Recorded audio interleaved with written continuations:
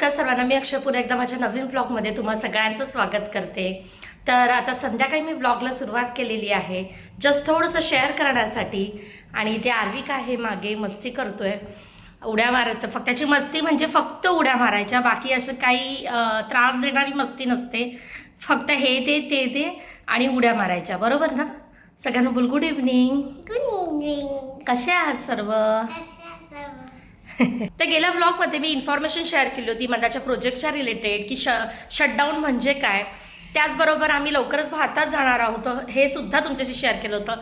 आणि तिसरं मी म्हणाली होते की आर्विक सध्या घरी आहे, त्याला मी स्कूलमध्ये पाठवणं बंद केलेलं आहे सध्या तरी। तर त्या गोष्टीसाठी त्याच्या रिलेटेड मला कमेंटसुद्धा आली होती, तर मला तेच क्लिअर करायचं आहे की मी त्याला घरी थांबवलं आहे, ह्याचा अर्थ काय। तर सध्याच्या आर्विकची जी स्कूल आहे ना ती प्रीस्कूल आहे, जवळच आहे ती घरापासून। आणि आर्विकचं ॲक्च्युअल ॲडमिशन मोठ्या स्कूलमध्ये ऑलरेडी झालेलं आहे आणि इथे स्कूल्स एप्रिलपासून स्टार्ट होतात, तर आता येणाऱ्या एप्रिलपासून तो मोठ्या स्कूलमध्ये जायला स्टार्टच करेल।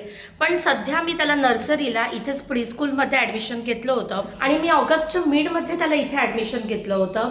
म्हणजे एक सप्टेंबर, ऑक्टोबर, नोव्हेंबर, म्हणजे आतापर्यंत त्याला 3 महिने झाले त्या स्कूलमध्ये। आणि त्या 3 महिन्यामध्ये ना बऱ्याचशा गोष्टी घडत गेल्या स्कूलमध्ये, म्हणजे अननेसेसरी आपण म्हणतो ना की स्कूल चेंजेस करत राहते, त्या सर्व गोष्टी आणि अशा सर्व गोष्टी होत असतात आणि आपण खूप जास्त फीस पे करत असतो, त्यावेळी मग पॅरेंट्सला खूप जास्त प्रॉब्लेम होतो।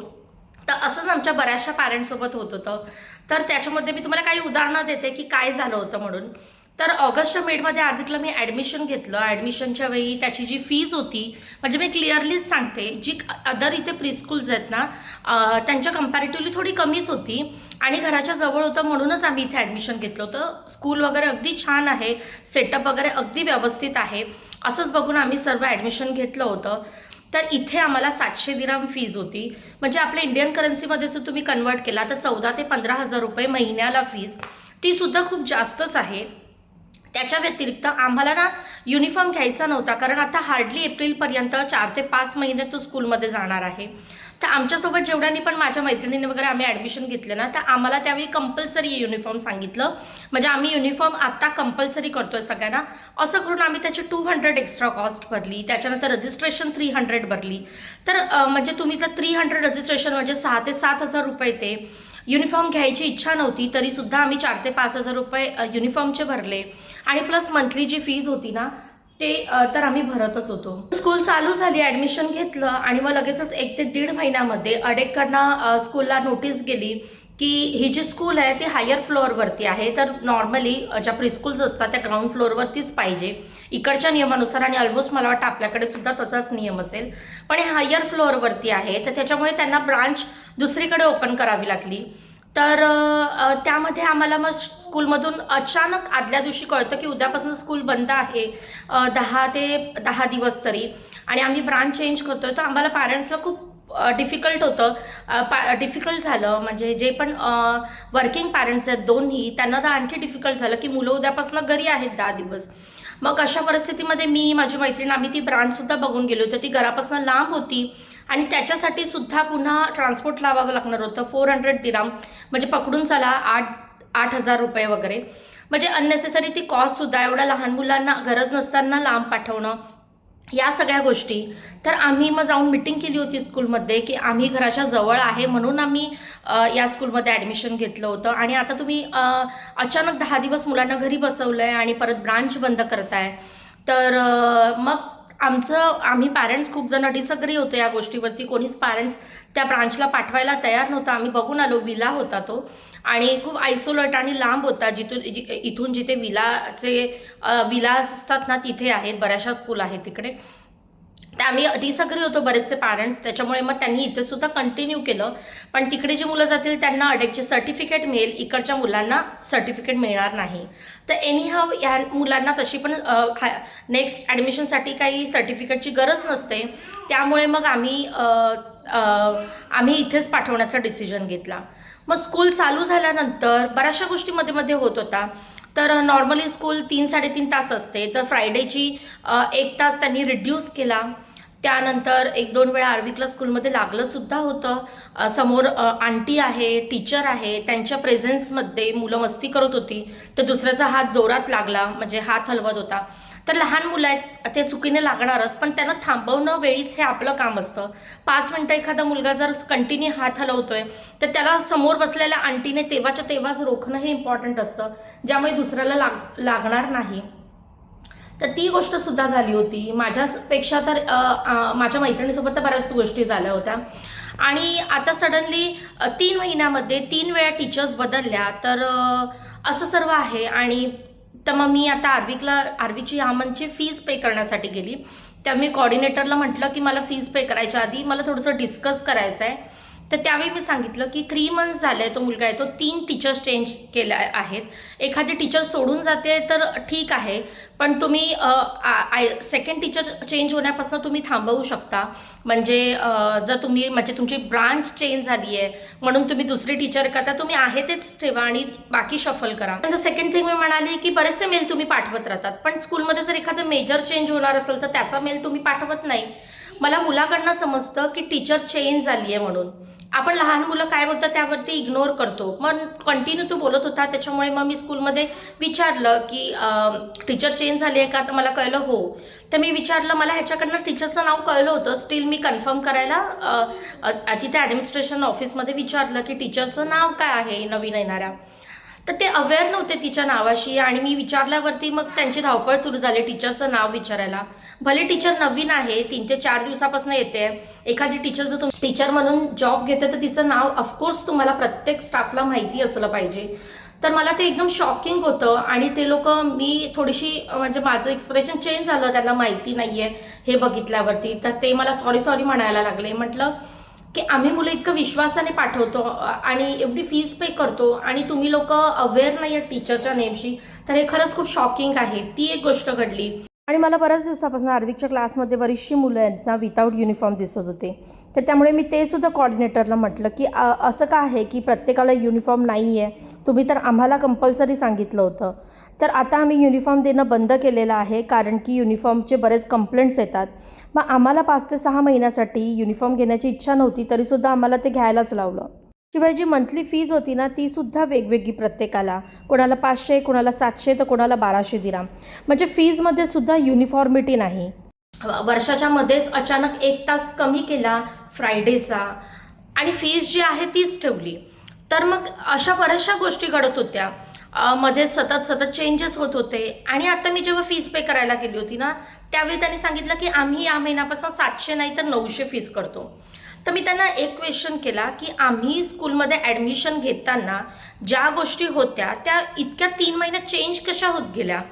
तुमच्याकडे स्टेबिलिटी का नाही आहे? अशा कुठल्या स्कूलमध्ये वर्षाच्या मध्ये फीस चेंज होते, स्कूलचं टायमिंग चेंज होतं, टीचर चेंज होणं ठीक आहे, ते मान्य करू शकतो, ब्रांच चेंज होते ते सुद्धा मान्य करू शकतो, पण अशा किती गोष्टी आम्ही पॅरेंट्सने ॲडजस्ट करायचं, मुलांनी ॲडजस्ट करायचं. मुलांना आपल्या टीचरशी लळा लागतो किंवा ते युज टू होतात एका टीचरशी. लगेच दुसरा महिना तुम्ही दुसरी टीचर आणणार, लगेच तिसरा महिना तुम्ही तिसरी टीचर आणणार. असं ह्या लहान मुलांनी किती ॲडजस्ट करायचं. आणि मग पॅरेंट्सला सुद्धा डिफिकल्ट होतं. आणि आत्ता आम्ही बरेचसे पॅरेंट्स मग तेच थोडेसे चिडचिड झाले की अननेसेसरी चेंजेस करतात. आता 700 ऑलरेडी पे करतोय, म्हणजे ऑलमोस्ट महिन्याचे 14 ते 15,000, आणि प्लस आता 900 दिराम पे करणार, म्हणजे ऑलमोस्ट 20,000, 19 ते 20,000 फीस. आणि इतकी मला गरजच नाही वाटत आहे, कारण त्याला स्कूलमध्ये जे शिकवतात ना त्याच्यापेक्षा कितीतरी पटीने त्याचा अभ्यास मी घरी घेत असते.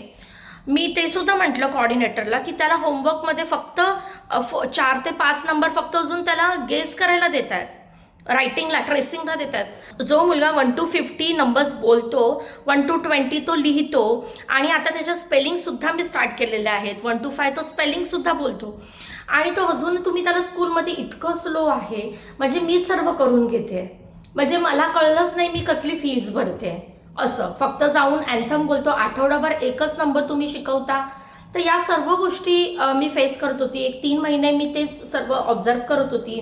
त्याच्यामध्ये काय इम्प्रूव्हमेंट दिसते मला.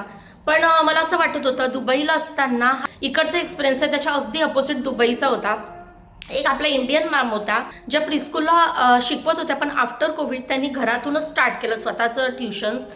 तर त्या मॅम घरातून इतक्या मुलांना शिकवायच्या, आपण आपल्या मुलांवर चिडचिड करतो, पण त्या एकट्या एवढ्या सगळ्या मुलांना अजिबात चिडचिड न करता मस्त हँडल करायच्या. आणि आर्विकमध्ये इतकी इम्प्रूव्हमेंट होती. आर्विकला इंग्लिश अजिबात यायचं नाही, कारण मराठीच बोलायचो. आणि त्याच्यानंतर इतका छान तो आर्विक थांब बाळा असं नाही करायचं आर्विक. आणि त्यानंतर तो इतकं छान इंग्लिश बोलायला लागला, म्हणजे त्याच्यामध्ये खूप जास्त इम्प्रूव्हमेंट होत होती. आणि त्या दुबईच्या आमच्या त्या एरियामध्ये इतक्या फेमस होत्या, कारण की त्यांचं नेचर आणि त्यांच्या शिकवण्यामुळे. आणि तेच एक्झॅक्टली असं इथे नाही मिळालं, त्यामुळे मी प्रीस्कूलला ॲडमिशन घेतलं. पण आम्हाला बऱ्याचशा पॅरेंट्सला हा अनुभव आला. तर असं तुम्ही म्हणाल की आपण भारतीयच काय किंवा इतर कोणी जेव्हा इथे येतो ना, ते इथे कॉस्ट ऑफ लिव्हिंग म्हणजे कॉस्ट ऑफ लिव्हिंगमध्ये रेंट आणि एज्युकेशन हे सगळ्यात जास्त कॉस्टली आहे.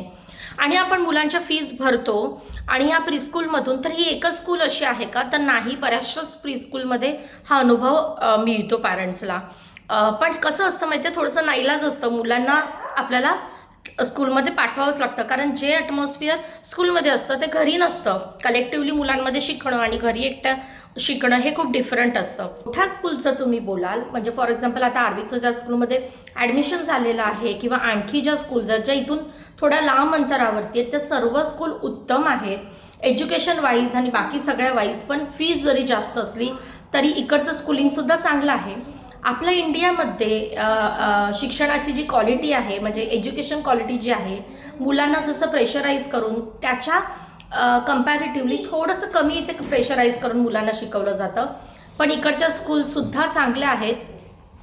पण म्हणाल तर ह्या प्रीस्कूल्स आहेत ना, त्यांचाच थोडासा प्रॉब्लेम येतो. आणि आता राहिला प्रश्न आर्विक घरी आहे, तर तसंही एनीहाव मी आता भारतात जाते, तर तिथून मी जानेवारीपर्यंत येणार, जानेवारीच्या फर्स्ट वीकमध्ये वगैरे जसं माझं ठरेल तसं.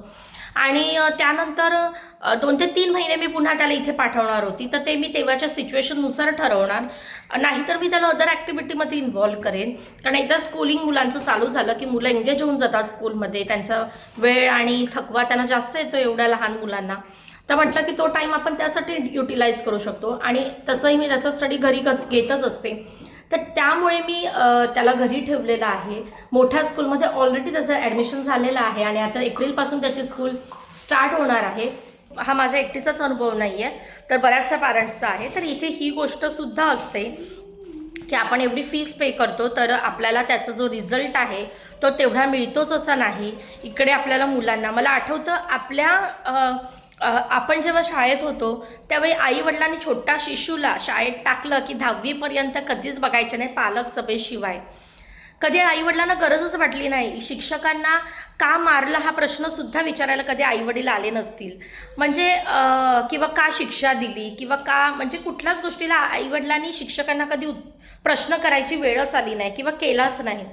आणि आता उलट झालेलं आहे, तर टीचरला प्रत्येक वेळी आन्सरेबल राहावं लागतं. आणि दुसरी गोष्ट, अशा काही इन्सिडंट्स होत असतात ना, त्यामुळे पॅरेंट्सला अलर्ट जास्त राहावं लागतं. तर हे नुसतं भारतात नाही आहे, तर इथे सुद्धा आहे. आणि मग असं जेव्हा होतं ना, त्यावेळी इथे कुठेही तुम्हाला जर कुठल्याही ऑर्गनायझेशनबद्दल वगैरे अशी कंप्लेंट करायची असेल, त्यावेळी इथे मोहरे आहे, ministry of human resource and Emiratisation, त्यामध्ये तुम्ही कंप्लेंट करू शकता. असं सर्व आहे. त्यामुळे सध्या मी त्याला घरी थांबवलेलं आहे. चला तर मग आता मी निघते, आर्विकला पार्कमध्ये घेऊन जाते. तर मी निघालेली आहे आर्विकला घेऊन पार्कला जायला.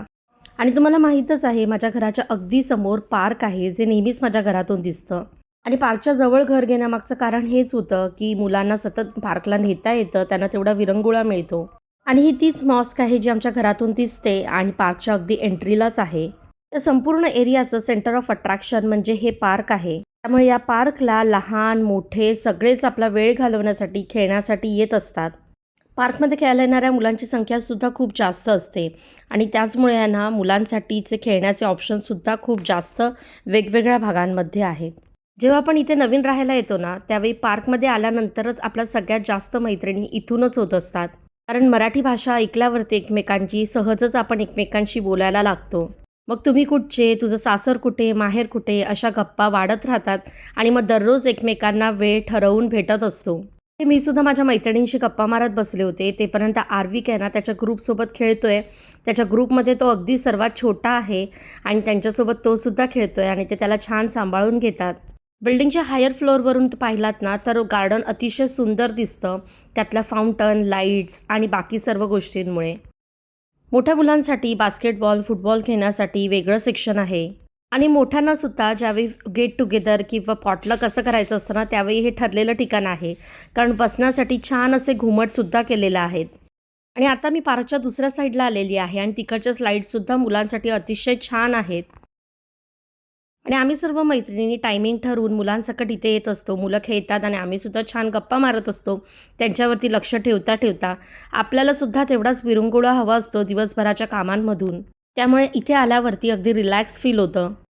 आणि तुम्ही इथे आर्विकला खेळताना बघत असाल आणि इकडच्या प्रत्येक स्लाईड ह्या मुलांसाठी अगदी परफेक्ट बनवलेल्या आहेत. आणि या संपूर्ण पार्कमध्ये जितके पण प्ले एरिया आहेत ना, त्या मुलांच्या एजनुसार वेगवेगळ्या स्लाईड्स, स्विंग्स असं बनवलेलं आहे. आणि आर्विकसुद्धा इथे आल्यावरती प्रत्येक स्लाईड करतो, खूप मस्त एन्जॉय करतो आणि त्यामुळे तो दमतो भरपूर. घरी गेल्यावरती छान फ्रेश होतो, जेवतो आणि शांत त्याला झोप लागते दमल्यामुळे. तर असा होता आजचा व्लॉग. आजच्या व्लॉगमध्ये इथेसुद्धा स्कूलमध्ये पॅरेंट्सला काही गोष्टी फेस कराव्या लागतात का, तर ते तुमच्याशी शेअर केलं. त्याच्यानंतर नेहमी तुम्हाला माझ्या घरासमोरच दिसणारं जे पार्क आहे ते कसं आहे ते सुद्धा आजच्या व्लॉगमध्ये मी तुमच्याशी शेअर केलं. आय होप तुम्हाला आजचा व्लॉग आवडला असेल आणि आजचा व्हिडिओ आवडला असेल तर जास्तीत जास्त शेअर करा, लाईक करा आणि सबस्क्राईब करायला विसरू नका. पुन्हा भेटू नवीन व्लॉगमध्ये. तेपर्यंत सर्वांनी आपली काळजी घ्या. बाय.